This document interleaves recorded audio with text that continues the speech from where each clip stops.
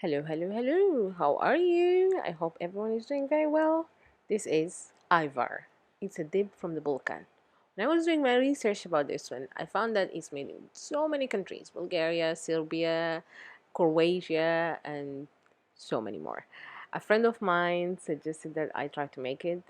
He told me about it and what is it made of. And as soon as he said eggplant, of course, the eggplant lover inside me was like, I'm going to try and see how this one is made. And to my surprise, it requires very few ingredients, and the taste is an explosion in your mouth.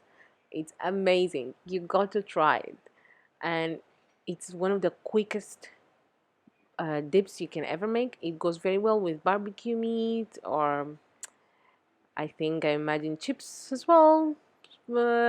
Think of it as salsa, or you can just eat it with bread, just like how I did it. Okay, what we need is two fairly big red bell peppers. Red is a requirement. You cannot change the color. Okay, I am. So what I found out that is made in different ways. One of them is like open fire on like wood open fire, or a lot of people also roast everything in the oven together and it's ready. But I tried to mix them a little bit. So I'm going to use the air fryer to roast my red bell peppers. So I'm going to add a little bit of oil, put them into the air fryer, maybe for around 20 minutes, and then check around 200 degrees as well, and check if they start like blistering, then they are ready, and if not, then you can go for another 5 to 10 minutes. Okay, for the eggplant though, I am going to roast it over open fire just to get that smoky flavor out of it. You need to pinch your eggplant with the knife and have like slit it a little bit, like have a little bit of like some openings there, so your eggplant doesn't explode.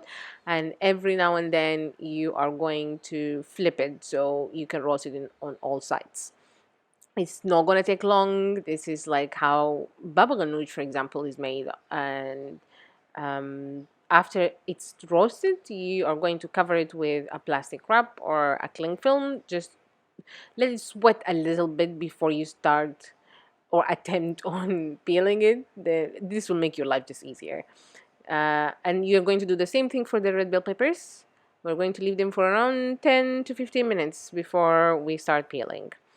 Okay, now for the eggplant, you do need a little bit of water, like a bowl of water next to you, so you can clean your hands as you are just peeling it, because it's pretty annoying when it's roasted over open fire. If you want to go down the route of doing that in the oven, you can do it, but you're not going to get the same flavor.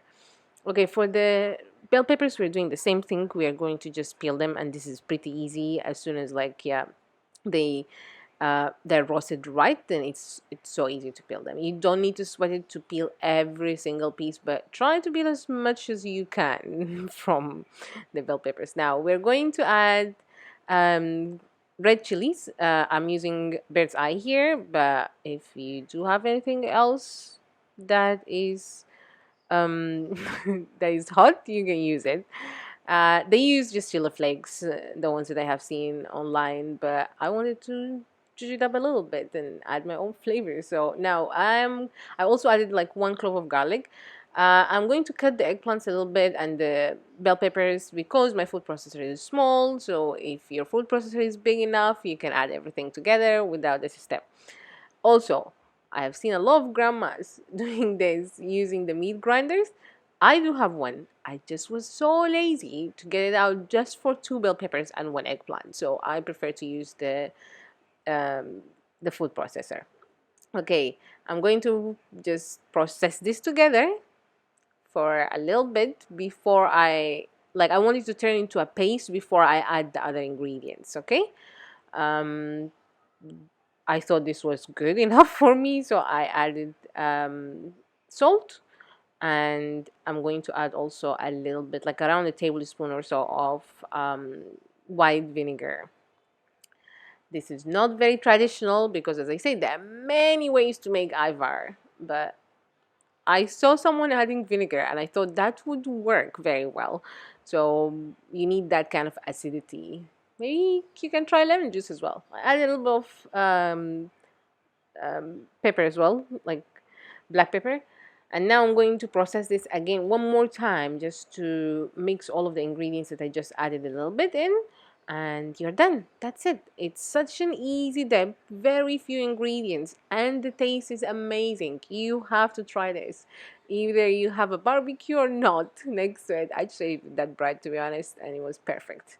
If you do try this recipe, please let me know, and please don't forget to like, share, and subscribe, and tell all of your loved ones about this.